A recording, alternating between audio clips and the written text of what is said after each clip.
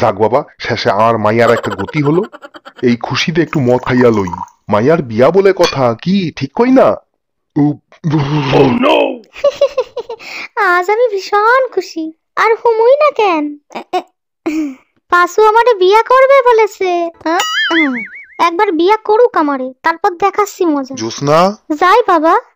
তোর জন্য একটা সুখবর আছে। সত্যি? এই সামনের পচা ভাদ্রে তোর বিয়া ঠিক করছি আমি। কি কইলা?